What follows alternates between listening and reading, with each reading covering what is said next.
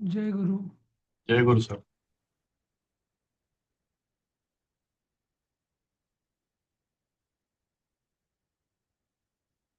जय गुरु. हं, जय गुरु. राधिका, तुम्हाला ते मिळालंय का? जय गुरु. काय हो सर? नाही, म्हटलं ते पुस्तकं तुम्हाला मिळाली नाही आहेत ना हो तुमच्याकडे? हो, मिळाली मिळाली, आली माझ्यापर्यंत. येस. आली आहेत ना? हां, ठीक आहे. ओके. Yes yes. थँक्यू. जय गुरु. जय गुरु. जय काल गुरु. आपण 8व्या श्लोकापर्यंत बघितलं होतं. हं. परित्राणाय साधूनां विनाशाय च दुष्कृतां धर्मसंस्थापनार्थाय संभवामी युगे युगे. आणि पुढचा श्लोक आपण सुरू केला होता मला वाटतं. जन्म कर्म च मे दिव्यम एवं यो वेत्ति तत्त्वतः त्यक्त्वा देहं पुनर्जन्म नैति मामेति सोऽर्जुन. तर हे अर्जुना, शब्दाचा संस्कृतमध्ये तुम्हाला माहिती असेल, म्हणजे बहुतेक जे संस्कृत शिकलेले आहेत त्यांना माहितीच असेल, पण नाही त्यांच्याकरता सांगतो की संस्कृतमध्ये शब्दाचा क्रम, जसं मराठीमध्ये कर्ता कर्म क्रियापद, इंग्लिशमध्ये, मराठीमध्ये, हिंदीमध्ये, तसं संस्कृतमध्ये त्याची आवश्यकता नसते. अर्थ बदलत नाही, कारण शब्द मागे पुढे केले तरी. त्यामुळे आपल्याला आपल्या पद्धतीने अर्थ समजून घेण्यासाठी, आपल्याला ज्याची सवय आहे त्या पद्धतीने अर्थ समजून घेण्यासाठी कर्ता कर्म क्रियापद या स्वरूपात आपल्याला शब्द मागे पुढे करावे लागतात, म्हणजे तो आपल्याला अर्थ चटकन कळतो. त्यालाच आपण अन्वय असं म्हणतो. याच्यामध्ये बरेच शब्द मागे पुढे केलेले आहेत. तर हे अर्जुना, संबोधन त्यांनी सगळ्यात शेवटी घेतलंय, जे आपण आधी घेऊया. एक, मे जन्म च कर्म दिव्यम एवं यः तत्वतः वेत्ती. हे पहिलं वाक्य. म्हणजे यो म्हणजे यहा, म्हणजे हे अर्जुना, माझा जन्म. माझा जन्म म्हणजे काय की माझा म्हणजे कृष्णाचा जन्म झालाय तर सगळ्यांनाच कळतं. पण माझ्या जन्माचं खरं रहस्य, की माझा जन्मही मायारूप आहे. मी मायेच्या पलीकडचा आहे, पण तरी मी माझ्याच मायेच्या अधीन होऊन मी जन्म घेतलेला आहे. हे जन्म रहस्य. आणि कर्म, हां, कर्म म्हणजे जे दिव्य कर्म केलेलं आहे मी माझं. आणि ते सुद्धा कसं आहे दिव्य कर्म, की म्हणजे अलौकिक आहे, बरोबर? कारण ते इतर कोणाला हे शक्य नाहीये. म्हणून एवं यः तत्वतः वेत्ती,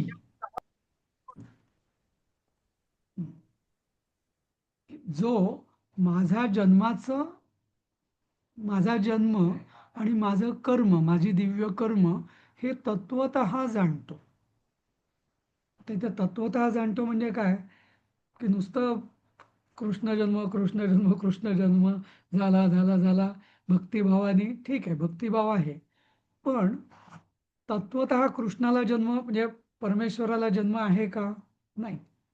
त्यामुळे त्या जन्माचं रहस्य काय, त्या आधीच्या 2 श्लोकात म्हटलेलं आहे, की म्हणजे धर्माचा जेव्हा ग्लानी येते, अधर्म जेव्हा पसरतो, वगैरे वगैरे, तर तेव्हा आणि त्याच्याकरता मी जेव्हा परिस्थिती अशी बिकट होते, तेव्हा मीच माझ्याच मायेच्या अधीन होऊन जन्म घेतो, भौतिक देहात प्रवेश करून. हा, खरा तो जन्म मला नाहीच आहे, पण तरी मी जन्म घेतो. आणि हा, दुसरं, माझं जे कर्म जे आहे ते पण जे अलौकिक कर्म आहे, हा, ते जो जाणतो,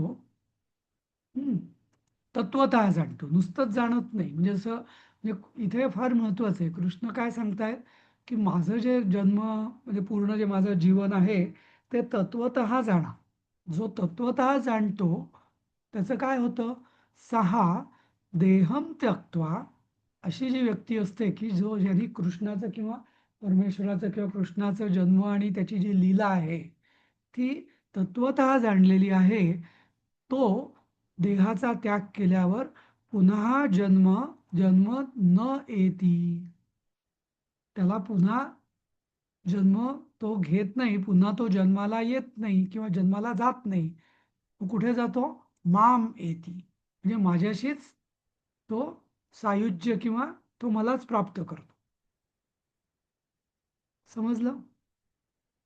इथं हा म्हणजे कृष्ण सांगतायत की मला तुम्ही नुसता चार हात किंवा रथ, शंखचक्र, गदा, पद्म या अवस्थेत जरी बघत असला तरी तसं बघू नका. माझं जे खरं रहस्य आहे तत्वतः मला जाणा. मला मग मला म्हणजे माझ्या जन्माला, म्हणजे माझी जी लीला आहे त्या सगळ्याला तुम्ही तत्वतः जाणा. आणि जो असं योग्य रीतीने जाणतो त्याला पुनर्जन्म नाहीये. याचं कारण अर्थात असं आहे की जो तत्वतः जाणतो तो ज्ञाननिष्ठच झाला, नाही का? ते खरं ज्ञान त्याला प्राप्त जेव्हा होईल तो ती व्यक्ती ज्ञाननिष्ठच असते, आणि ज्ञाननिष्ठाला पुनर्जन्म नाहीच आहे, नाही का? ब्राह्मी स्थितीच त्याला प्राप्त झालेली असते, नाही का? तर पुन्हा त्याला पुनर्जन्म नाहीये असं कृष्ण सांगतायत. समजलं? सर तत्वतः म्हणजे परत एकदा सांगता का प्लीज? हम्म. तत्वतः म्हणजे मूळ त्याच्या म्हणजे त्याच्या मुळाशी जाऊन किंवा त्याचं मूळ आशय जाणणे. जसं उदाहरणार्थ आपण बघतो एखादी गोष्ट सोनं आहे आणि एखादी गोष्ट, एक वस्तू सोन्याची आणि एक वस्तू लोखंडाची आहे. हं. हे आपल्याला दिसायला त्याचं स्वरूप दिसतं. भौतिक स्वरूप काय दिसतं? लोखंड काळ्या रंगाचं आहे, जड आहे म्हणजे किंवा असं आहे, सोनं मऊ आहे, नाही का, चमकतं. हे त्याचं भौतिक रूप झालं. पण त्याचं तात्विक, अत्यंत तात्विक रूप काय आहे? त्याचे गुणधर्म, हे त्याचं. आणि त्याच्या गुणधर्माच्याही पलीकडे म्हणजे त्याचे जे इलेक्ट्रॉन, मॉलिक्युल्स, न्यूट्रॉन, प्रोटॉन वगैरे वगैरे आहे, तर ते जे जाणणं त्याला म्हणतो आपण तत्वतः. त्याच्या मूळ स्वरूपाला जाणणं, त्याचे गुण, त्याचे गुण जाणणं, याला म्हणतो आपण तत्वतः जाणणं.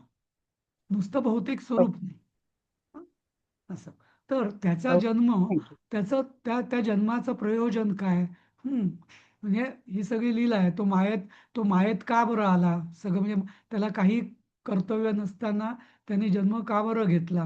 नंतर त्यांनी वेगवेगळ्या त्याच्या आयुष्यामध्ये कृष्णाने वेगवेगळी जी लीला त्यांनी, कर्म नाही म्हणूया आपण लीला म्हणूया, तर त्या लीलांचं काय प्रयोजन होतं, नाही का? तर हे जो तत्वतः जाणतो त्याचं मूळ हे जाणतो, नाही का? तर तो ओके.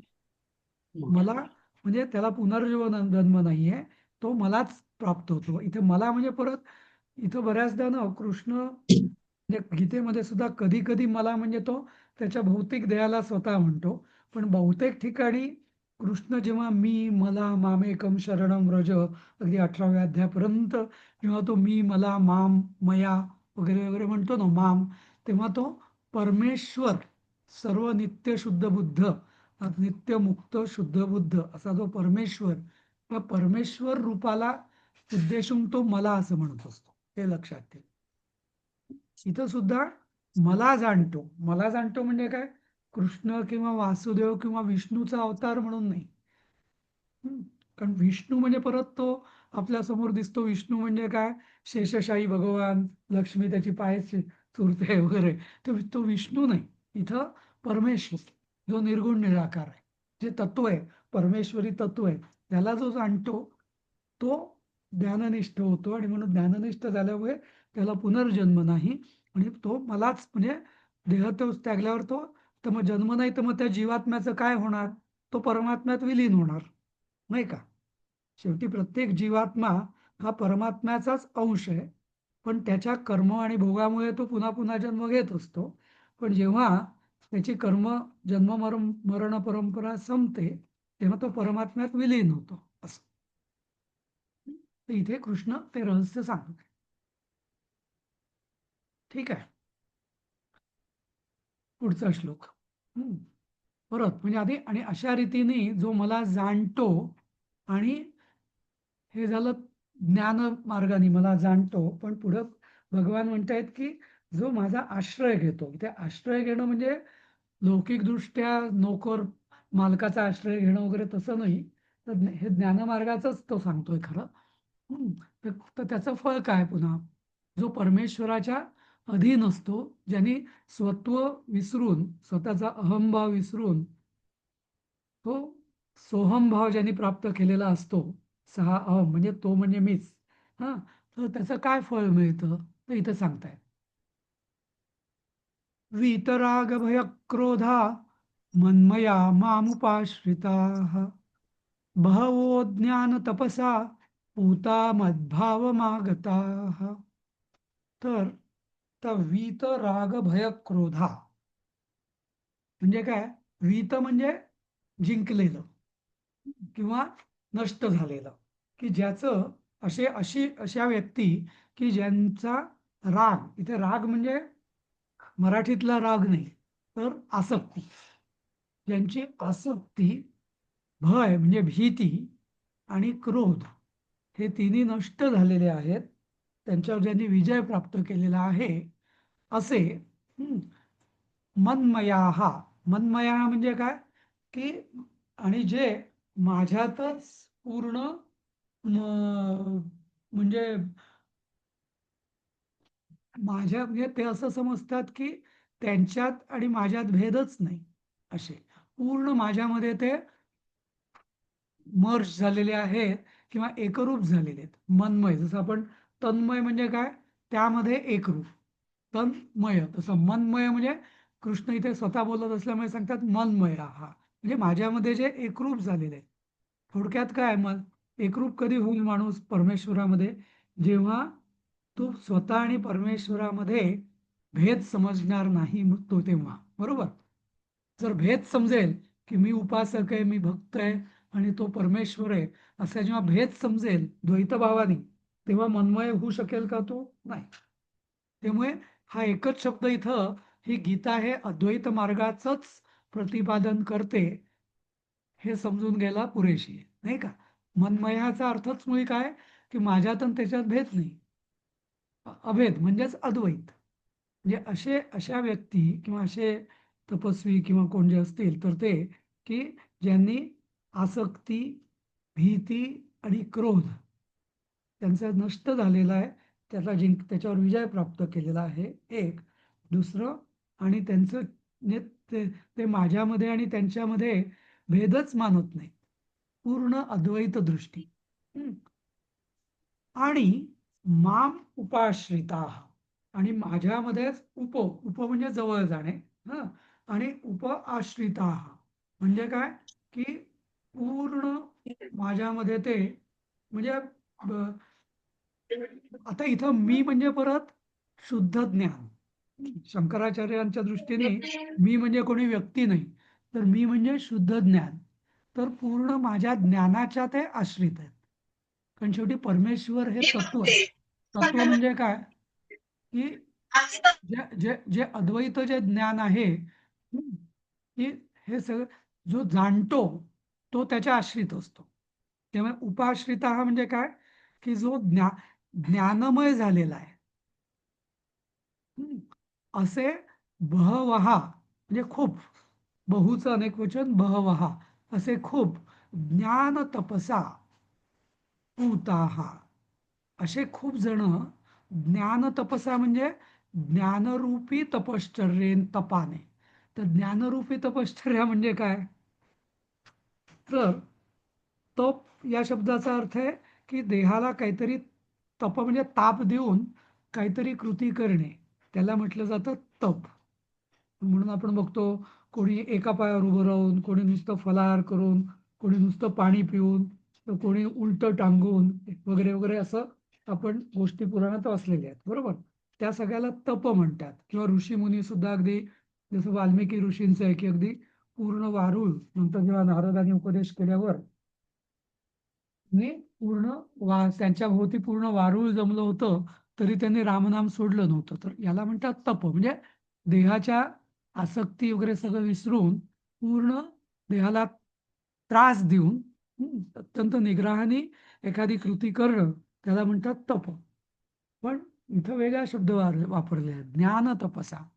ज्ञान तपसा म्हणजे काय? देहाकडे अजिबात लक्ष न देता फक्त ज्ञानाचाच विचार करणं, त्या ज्ञानामध्येच मर्ज होणं, हं.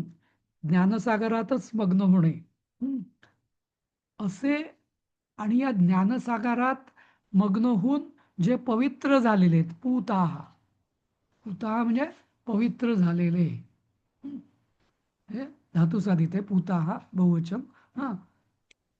असे जे ज्ञान तपस्वी म्हणजे पूर्ण अद्वैत ज्ञानामध्ये जे पूर्ण मग्न आहेत आणि त्यांनी ते पूर्ण शुद्ध झालेले आहेत, पवित्र झाले आहेत, असे मद्भावम आगता, असे माझ्याच भावनेत किंवा म्हणजे माझ्या म्हणजे इथं परमात्म्यात आलेले आहे. म्हणजे मी जे सांगतोय ते काही आजपासून सुरू नाही होत आहे, तर असे बरेच पूर्वी पण आलेले आहेत, यापुढे पण येतील. पण ते कसे, कोण लोक? की ज्यांनी राग, भय, क्रोध, आसक्ती आणि भीती आणि क्रोध हे सोडलेलं आहे आणि पूर्ण अद्वैत भावानी ते माझ्यामध्ये, माझ्यात आणि त्यांच्यात ते फरक अजिबात मानत नाही. माझ्यात म्हणजे परमेश्वरात, मन्मया हा. आणि तिसरं जे मला माझ्यामध्ये आश्रित आहेत, माझ्यामध्ये म्हणजे परत पुन्हा कृष्ण दोन हातांचा, काळा श्यामवर्णाचा असा कृष्ण नाही, तर ज्ञानरूपी परमेश्वर, तुला जे ज्ञानरूपी जो परमेश्वर आहे त्याचा जे आश्रय घेऊन राहतात आणि जे ज्ञानाने तू अशा अशा या ज्ञानात मग्न राहून जे पवित्र झाले आहेत, असे खूप जण, बहवहा, खूप जण माझ्यामध्ये आलेले आहेत, माझ्यात विलीन झालेले आहेत. असं समजलं? म्हणजे हे प्रत्येक श्लोक आहेत ना, हे तुमच्या लक्षात येईल की अगदी वरवर वाचायला गेले ना तर खूप सोपे वाटतात. हं. म्हणजे विशेषतः ज्याला थोडंफार संस्कृत कळतं, गीता ही संस्कृतच्या दृष्टीने गीता ही, गीतेतलं संस्कृत खूप सोपं संस्कृत आहे. हं.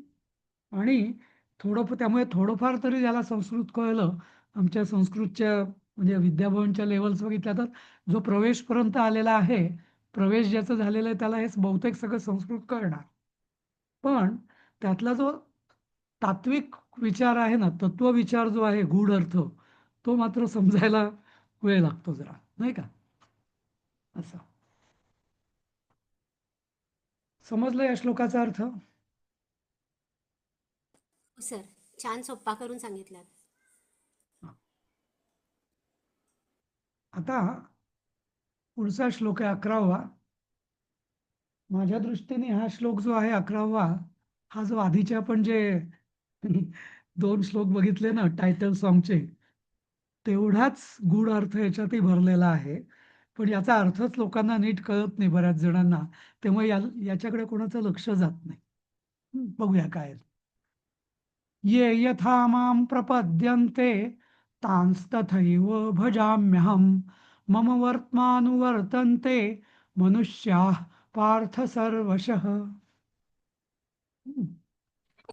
तर हे पार्था म्हणजे अर्जुना, आता हे पार्था म्हणजे कसा शब्द आला इथे? म्हणजे मला वाटतं एकदा कोणीतरी बघायला पाहिजे की अर्जुनाला किती वेगवेगळ्या नावांनी तो हाक मारतोय. तर इथे पार्थ म्हणजे पृथुराजाची जी मुलगी कुंती, तिचा हा मुलगा म्हणून तो पार्थ असं. हं. हे पार्था, हं, ये यथा माम प्रपद्यन्ते तान तथा एव भजामि अहम मम वर्त्म अनुवर्तन्ते, हं, मनुष्यः पार्थ सर्वशः. हे झालं शब्दच्छेद झाला, पदच्छेद. त्याचा आता अन्वय कसा? हे पार्था, ये म्हणजे जे लोक किंवा जे भक्त, जे उपासक, माम किंवा जी व्यक्ती रादर मला यथा प्रपद्यन्ते म्हणजे जी माझं जसं मला समजते, माझी उपासना करते, हं, बरोबर, या अर्थाने अहम तान एव भजामी. म्हणजे जो जसा मला समजतो, प्रपद्यन्ते म्हणजे ॲक्च्युली समजते. हं. जी व्यक्ती जसं मला समजते तसाच मी त्या व्यक्तीला पण भजतो. भजतो म्हणजे काय? तिच्यावर मी तसाच अनुग्रह करतो. हं. कारण का? स मनुष्याः सर्वशः मम वर्त्म अनुवर्तन्ते. हं. आता हे वाक्य तर समजायला अजूनच कठीण आहे. पहिलं वाक्य जरा तरी सोपं होतं. हं. तर इथं त्याला असं म्हणायचं आहे, की म्हणजे मनुष्य कुठल्याही प्रकारे जरी वेगवेगळ्या देवतांची उपासना करत असला, तरी वस्तुतः कुठलीही देवता हे माझाच अंश आहे.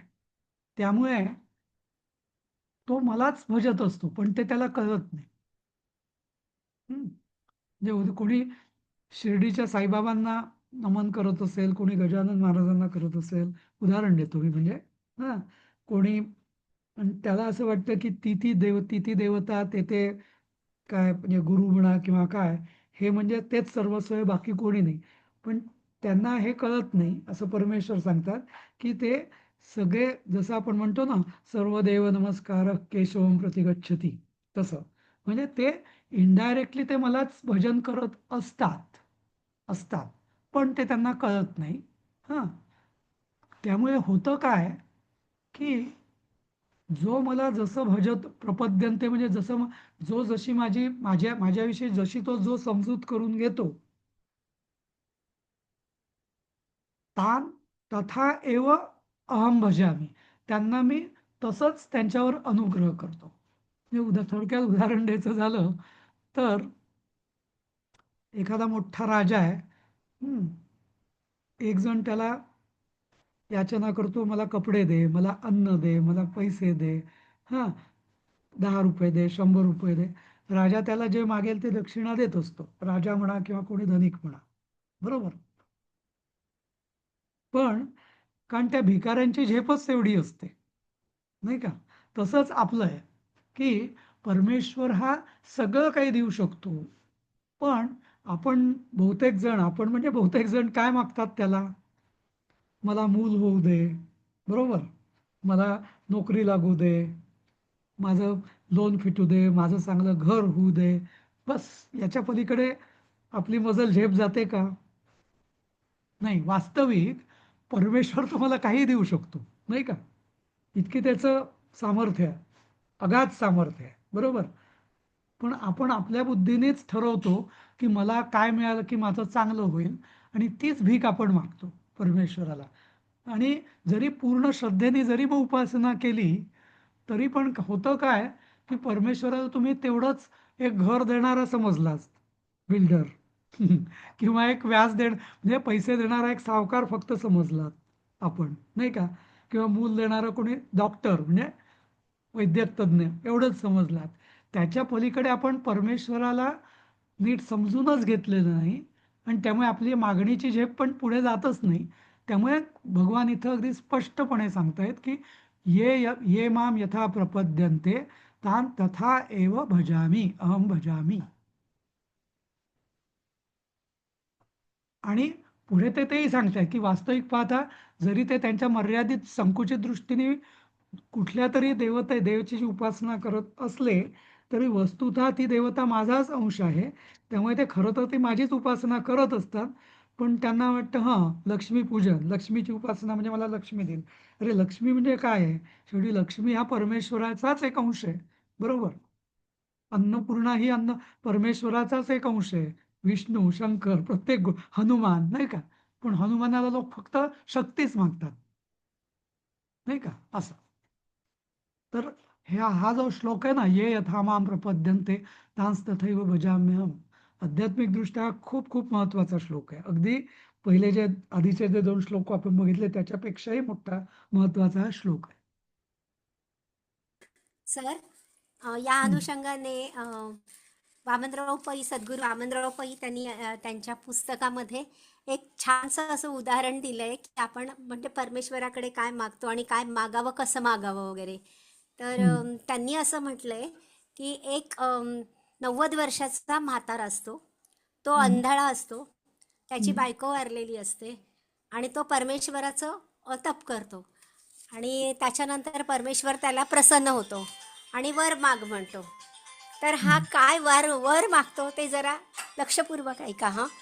हा, हा मागतो हा, आणि परमेश्वराने सांगितलेलं असतं की एकदाच आणि एकाच वाक्यात काय मागायचं ते मागायचं.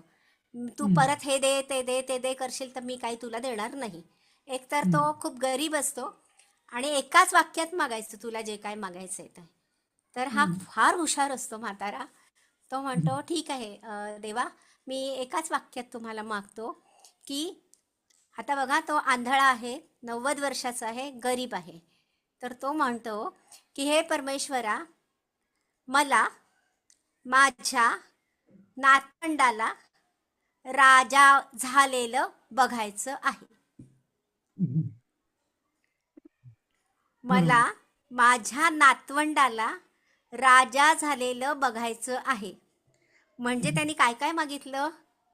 अनेक वर्षांचं आयुष्य मागितलं, बायको मागितली, मुलं मागितली, नातवंड मागितली आणि ऐश्वर्यही मागितली आणि दृष्टी मागितली. म्हणजे एवढ्या 6 गोष्टी त्यांनी एका वाक्यात मागितल्या आणि हे सद्गुरू वामनराव पैंनी त्यांच्या पुस्तकात लिहून ठेवलेलं आहे. मला ते उदाहरण आठवलं आणि सांगावं असं वाटलं की परमेश्वर, तुम्ही आत्ता म्हणालात ना की किती दयाळू आहे आणि तो काहीही देऊ शकतो. आणि ते एक छान उदाहरण त्यांनी दिलेलं आहे. सांगावं असं वाटलं म्हणून सांगितलं सर. थँक्यू. नाही नाही, छान. पण नाही म्हणजे हे तर आहेच, बरोबर आहे. पण याच्यापेक्षाही म्हणजे ऍक्च्युअली खरं काय आहे की आपल्याला काय मागावं हे आपल्याला जर कळत असतं तर काही प्रश्नच नव्हता, नाही का? म्हणजे मुख्य प्रॉब्लेम तोच आहे की म्हणजे अपार्ट आपल्याला फ्रॉम दिस अध्यात्म आणि हा अध्यात्माच्या पलीकडे हा जाऊन असंच त्यांनी एक हा सहज म्हणून नाही नाही, उदाहरण हो दिलंय. नाही नाही, ते हां बरोबर हां. आहे. म्हणजे दृष्टांत म्हणून चांगलंच आहे, ते प्रश्नच नाही. पण जसं म्हणून मग अन्नपूर्णा स्तोत्र शेवटी म्हणजे शंकराचार्यांनी जे स्तोत्र रचलेलं आहे, काशीला अन्नपूर्णा देवीला जे तिच्या समोर त्यांनी जे स्तुतीपर स्तोत्र रचलेलं आहे अन्नपूर्णाष्टक, त्याच्यात त्यांनी असंच म्हटलेलं आहे की यथा योग्यम तथा करू. म्हणजे तो म्हणे मी काय तुला मागू. हा, ज्ञान वैराग्य सिद्ध्यर्थम भिक्षाम देही च पार्वती. ते काय म्हणतात, ज्ञान आणि वैराग्य याच्या सिद्धीसाठी हे पार्वती म्हणजे अन्नपूर्णे, मग ती भिक्षा मला दे.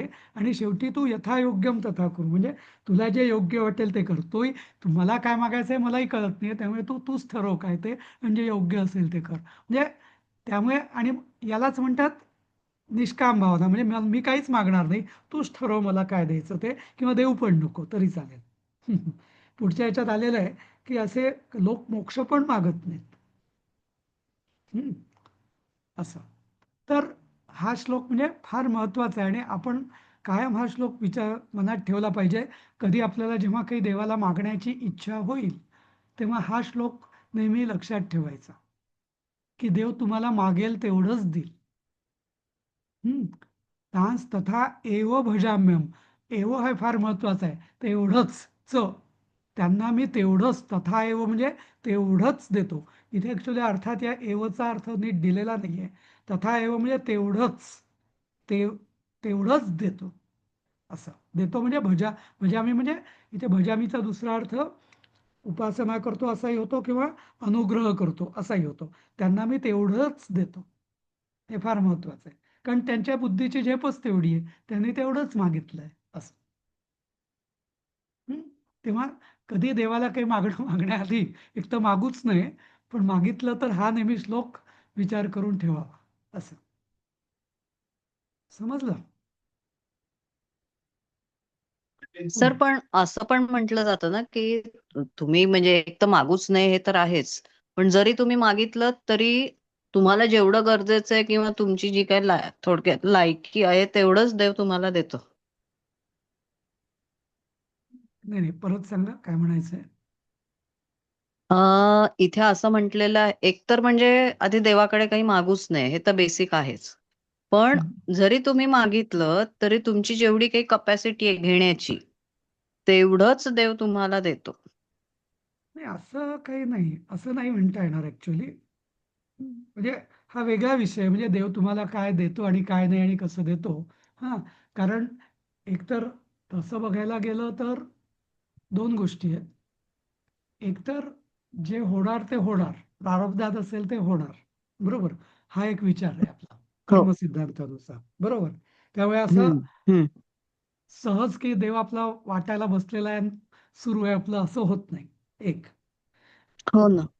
परंतु परंतु जी ईश्वरी कृपा असते, म्हणजे जेव्हा हम्म. एखादी व्यक्ती पूर्ण शरण जाते, तेव्हाच हम्म. हे त्याच्या प्रारब्धाच्या व्यतिरिक्त कृपेने, कारण देव स्वतंत्र आहे, देवाला त्या कर्मसिद्धांत किंवा ते नियम त्याला लागू नाही आहेत, बरोबर.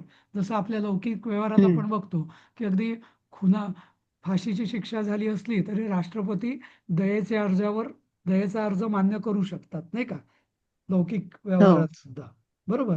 तर परमेश्वराचं थोडंसं तसं आहे की म्हणजे एखादी व्यक्ती जर पूर्ण समर्पित किंवा पूर्ण शरण गेली, तर त्यांच्या प्रारब्धाच्या पलीकडे पण जे आहे ते तो त्यांच्या स्वतंत्र अखत्यारीत ते त्याला काहीतरी एक्स ग्रॅशिया म्हणूया आपण, असं देऊ शकतात. हम्म. ओके. अच्छा. पण हा ओके. हा ओके. हम्म. आणि इथंच उपासना शास्त्र जे आहे ना, हम्म. हेच म्हणजे उपासना शास्त्राची ही अवधारणा आहे, म्हणजे मुख्य धारणा आहे की परमेश्वर हम्म. आणि ईश्वरी कृपा ही एक स्वतंत्र हम्म. आहे. तिला कर्मसिद्धांताचे हम्म. नियम लागू नाहीत, प्रोव्हायडेड हम्म. हम्म. जो उपासक आहे तो जर पूर्ण शरण जाईल, तर परमेश्वर हम्म. त्याची कृपेने, त्याची लीला वेगळी आहे, अगाध आहे मग ती, असं. त्यामुळे ओके. तिथे हा मग तिथे त्याला त्याला जेवढं लायकी असेल वगैरे वगैरे, मग त्याला त्याला काही नियम नाही आहेत मग, असं. हम्म. हम्म. हम्म. हम्म. आलं समजलं? लक्षात. हा, हो हो. Thank you sir. हा. सर एक विचारू? हा, इथे सुद्धा सर अर्जुन जेव्हा पूर्ण शरण गेला, शिष्य झाला, हम्म, त्याच्यानंतरच भगवंतांनी ज्ञान द्यायला सुरुवात केलं ना. बरोबर. नाहीतर तो पण त्याच्यापर्यंत नुसता टाइमपास करत, टाइमपास म्हणजे चल बाबा तुला त्या खांडववन जायचंय का, चल मी येतो, म्हणजे त्याच्याबरोबर खूप फिरले आहेत ते आधी, खूप खूप खूप, पण एकमेकां पण तोपर्यंत कधी त्यांनी अध्यात्माच्या गोष्टी कधी एकमेकांशी केलेल्या म्हणजे नाहीच आहेत. म्हणजे महाभारतात कुठेच त्याचा उल्लेख नाहीये किंवा कृष्णाने थोडं तरी त्याला उपदेश केला असं कुठेच नाहीये, असं. ठीक आहे. हं. आता पुढचा श्लोक. हे असं का होतं? म्हणजे आता हे सगळा नियम, हे गीता आतापर्यंत हजारो लाखो कोट्यावधी लोकांनी वाचली असेल, हा नियमही सगळ्यांना माहिती आहे, पण तरी असं का होतं? तर इथं कृष्ण त्याचं उत्तर देत आहे. कांक्षतः कर्मणां सिद्धिं यजन्त इह देवताः क्षिप्रं हि मानुषे लोके सिद्धिर्भवति कर्मजा. हम्म. कांक्षतः कर्मणां सिद्धिं यजन्ते इह देवताः क्षिप्रं हि मानुषे लोके सिद्धिः भवति कर्मजा. पण हे कोणाच्या बाबतीत आहे? की जे परमेश्वरी तत्व जे जाणत नाहीत, आणि त्यामुळे सगळा घोळ होतोय, हा. तर त्यांचं कशी कथा होते? इह इह म्हणजे या, मानुषे लोके म्हणजे मनुष्य लोकात, पृथ्वी तलावर, कर्मणाम सिद्धिम, कर्माचं फळ, सिद्धी म्हणजे फळ, एखादं आपलं साध्य म्हणजे जे आपल्याला लक्ष्य असतं त्याला आपण म्हणतो साध्य, आणि साध्य जेव्हा प्राप्त होतं त्याला म्हटलं जातं सिद्धी. समजलं? आणि त्या साध्य प्राप्त करण्यासाठी जो प्रयत्न करत असतो त्याला म्हणतात साधक. आणि साधकाला जेव्हा त्याचं फळ प्राप्त होतं, अपेक्षित फळ किंवा सिद्धी, तेव्हा त्याला म्हटलं जातं सिद्ध. तर हे सगळे असे चार एकमेकांशी संबंधित शब्द आहेत. साधक, साध्य, सिद्धी, सिद्ध, असं. तर या मनुष्य लोकात कर्माचं फळ, सिद्धी म्हणजे फळ, हा, कांक्षा म्हणजे आकांक्षा किंवा इच्छा करणारे लोक, देवता यजन्ते, लोक देवतांचं पूजन करतात. म्हणजे थोडक्यात त्याला काय म्हणायचंय, परमेश्वराचं पूजन कोणी करत नाही, एवढं सगळं माहीत असून सुद्धा. का बरं? ही कर्मजा सिद्धी क्षिप्रम भवती. कारण कर्मांनी कर्म केल्यावर जे फळ सिद्धी जी असते ती पटकन मिळते त्यांना. म्हणजे जसं उदाहरण की नवस केला, बोलला, फळ मिळालं, तो अजून तो माणूस अजून नवस करत राहतो, देवाला सांगतो अजून मी हे करेन, नारळ ठेवीन, हे देईन, ते देईन, पण त्याच्या पुढे त्याची गाडीच जात नाही. कारण एक नियम आहे परमेश्वराचा, की जो कोणी निश्चयाने एखादं कर्म करेल, श्रद्धेने आणि निश्चयाने, त्याला त्याचं फळ मिळेल. पण काय फळ मिळेल? त्यांनी त्या देवतेला जसं समजून घेतलेलं आहे, त्याची जेवढी समज आहे तेवढंच त्याला फळ मिळेल. आणि होतं काय, की या मायारूपी जगामध्ये ते फळ त्याला मिळत जातं आणि म्हणून तो तेवढंच करत असतो. आता इथं कर्मणाम सिद्धीम हा एक म्हणजे थोडंसं वेगळं सांगू शकतो मी याच्यावरती. हे नुसतंच अध्यात्म किंवा उपासना मार्गात लागू नाही, तर इवन लौकिक. आता बहुतेक आपण मुलांना म्हणतो अभ्यास करा. अभ्यास का करा? चांगली नोकरी मिळेल. चांगली नोकरी का मिळेल? चांगले पैसे मिळतील. चांगले पैसे मिळाल्यावर काय होईल? लग्न होईल. लग्न होईल, चांगलं घर होईल, मुलं होतील, चांगली बायको मिळेल, वगैरे वगैरे. बरोबर? आणि त्यामुळे ते मूल अभ्यास करतं. पण कुठला अभ्यास करतं? ज्याला अध्यात्मशास्त्रात अविद्या म्हणतात. अविद्या म्हणजे फक्त जी उपजीविकेसाठी जी विद्या आहे तिचाच. पण किती जण आपल्यापैकी खरं जे ज्ञान आहे म्हणजे आध्यात्मिक ज्ञान, ते म्हणजे कर्मणाम सिद्धी, कर्म कुठलं केलं तुम्ही, उपजीविकेच्या विद्या प्राप्त केल्या, त्याची सिद्धी तुम्हाला मिळाली. पण उपजीविकेच्या पलीकडे ज्या खऱ्या विद्या आहेत त्याचं कोणी करतच नाही अभ्यास, किंवा ते कर्म कोणी करतच नाही. त्यामुळे त्यांना ती सिद्धी कधी प्राप्तच होत नाही. असं समजलं? म्हणजे पण सर, क- आधी आपली जी गुरुकुल पद्धत होती, त्या हं. पद्धतीमध्ये हेच तर ज्ञान दिलं जायचं, अध्यात्मविषयक ज्ञान, आणि नाही, त्याच्याबरोबर बाकीचंही अं, ज्ञान दिलं जायचं. पण नाही, आता त्या नाही, पद्धतीच बंद झाल्या ना, आता नाही, नाही, नाही, पूर्णपणे. नाही, असं असं असं नाही आहे. तेव्हा सुद्धा दोन्ही दिलं जायचं. म्हणजे उपजीविकेचं साधन हां, म्हणजे उपजीविकेची विद्या पण, आणि दिली अध्यात्मविद्या जायची. पण, दोन. हं, आणि त्याच्या त्याच्या प्रवृत्तीनुसार दिली जायची.